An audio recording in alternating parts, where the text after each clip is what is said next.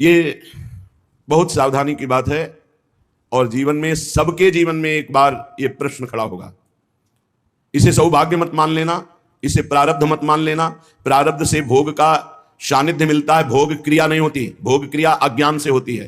प्रारब्ध से सामग्री एकत्रित हो जाएगी, भोग का संयोग का वो सब प्रारब्ध रचना कर देगा, लेकिन क्रिया अज्ञान से होती है, क्रिया कामना से होती है। इसलिए कह रहे हैं यदि राधा माधव के प्रेम रस में डूबने के मार्ग में उपासक चला तो उसके जीवन में एक बार ही सही पर ऐसा अवसर आएगा कि वो परस्पर विपरीत शरीर का भोग करने का प्रश्न माया खड़ा करेगी।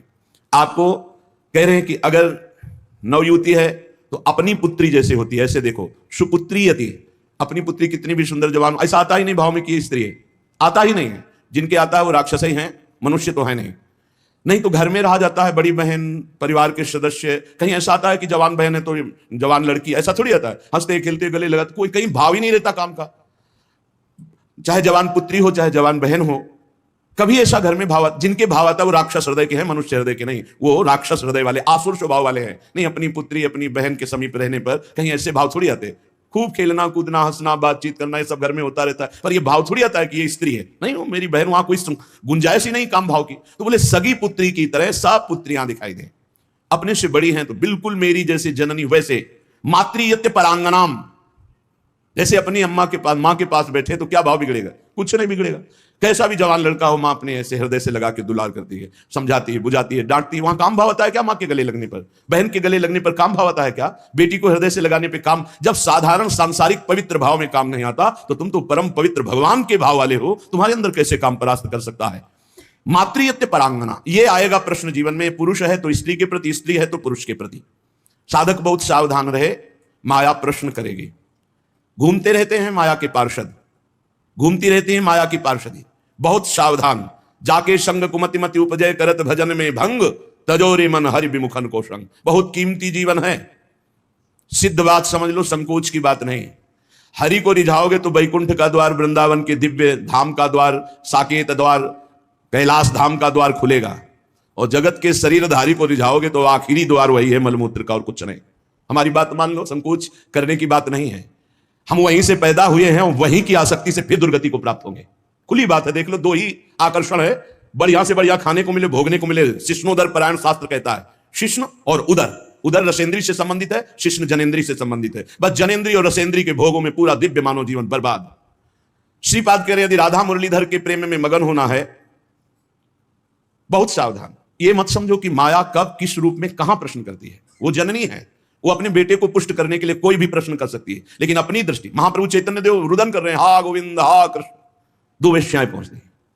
एक कहती कितना ये रुदन कर रहे हैं, बोले मेरी जैसी नहीं मिली होगी इसीलिए ना। अभी देखो इनका रुदन बंद करते। वो क्या जाने कि जो हरि के आशिक है उनको हरि माया आकर्षित नहीं कर सकती। भगवान का एक विशुद्ध प्रताप बल भक्तों की रक्षा करता रहता है। वो जाकर के विनोदास्पद बातें करने लगी। महाप्रभु चैतन्य देव ने कहा, मां बस करुणा कर दो, श्री कृष्ण मिल जाए। वो शब्द उनके हृदय में ऐसा चोट किया कि मैं इतनी नीच, ऐसे महापावन से ऐसी भावना चरणों में गिर गई, मुझे क्षमा करो, क्या मेरा भी उद्धार हो सकता? कृष्ण कृष्ण कृष्ण।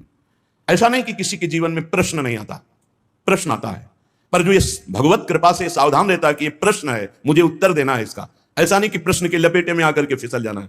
प्रश्न है, उत्तर देना है, बहुत संभाल के उत्तर देना है। अपमान भी नहीं करना, क्योंकि ये वही आए हुए हैं जिनकी हम आराधना करते हैं। वो कुछ भी रूप, वो मोहिनी रूप भी तो धारण किए ना, वो कुछ भी रूप धारण कर सकते हैं। मेरे प्रीतम है तो बस उस समय प्रभु आप ही मेरी रक्षा करो, आप ही मुझे बचाओ। मातृयत्य परांगनाम, त्रुटि हो सकती है हमसे, हमसे गलती हो सकती है। कभी बलवान न बने, कभी पहलवान न बने। इस विषय में दैन्य और चरण छूना, यही दो बातों से बच सकते हो। चरण छू कि हे जगत जननी, हे अंबा, कभी आपके प्रति मेरा। जिन उर्वशी जी ने बड़ों की बुद्धि को मोहित कर लिया, अर्जुन जी की बुद्धि को क्यों नहीं मोहित किया? क्योंकि जाते ही सीधे प्रणाम किया अर्जुन जी ने। जे भी उर्वशी का प्रवेश हुआ, देखा तो पंचांग प्रणाम किया और कहा, माता स्वागत है, आप पधारिए। आग लग गई, मैं किस लिए आई हूं और तुम मुझे क्या कह रहे हो? आज के बाद कभी माता शब्द उच्चारण मत करना। उन्होंने कहा, पुनः कहता हूं, कुंती माता से भी अधिक पूज्य मैं तुम्हें देखता हूं। कुछ नहीं बिगाड़ पाई उर्वशी जी, यहां तक कि साफ तक दे दिया। पहली दृष्टि पड़ते ही या तो नव किशोरी जगदम्बा, लाडली जी की सहचरी, या मां, या अपना पवित्र भाव तुरंत आरोपित कीजिए। और स्त्री शरीर को लिखा है, भ्राता पिता पुत्र निज जैसे, मध्यम परपति देखई कैसे। भ्राता पिता पुत्र निज जैसे, बराबर का है तो सगा भाई। क्या सगा भाई को देखकर काम जागृत होता है? क्या अपने छोटे बेटे को देखकर काम जागृत होता है? क्या पिता को देखकर काम जागृत होता है? भ्राता पिता पुत्र निज जैसे, आवश्यकता पर बात करें, एकांत सेवन करें। बलवान इंद्रिय ग्रामो विद्वानमपि कर्षति, शास्त्र आदेश करता है। पर उपासक को यह पक्का विश्वास कर लेना चाहिए कि मेरे जीवन में यह प्रश्न आएगा, आता है, आता रहेगा। अगर इससे निकल गए आगे तो यो राधा मुरलीधरांग कमल प्रेमैक मात्रियति।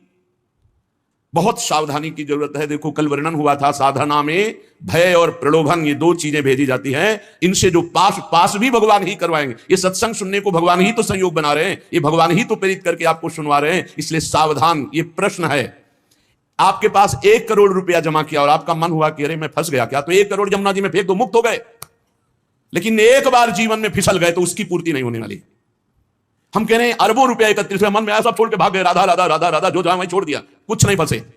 लेकिन एक बार फिसल गए काम में तो उसकी पूर्ति कैसे होगी? वो तो नहीं होगा।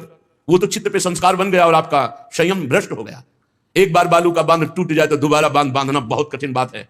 एक बार योगी भ्रष्ट हो जाए, दोबारा योगी अपने योग पे आना भगवान के बल की बात है, दूसरी बात नहीं। जैसे बालू का बांध फूट जाए तो बांधना बड़ा कठिन है, ऐसे ये ब्रह्मचर्य, ये सतमार्ग, ये इंद्रिय निग्रह, ये बालू का बांध है, बहुत होश से।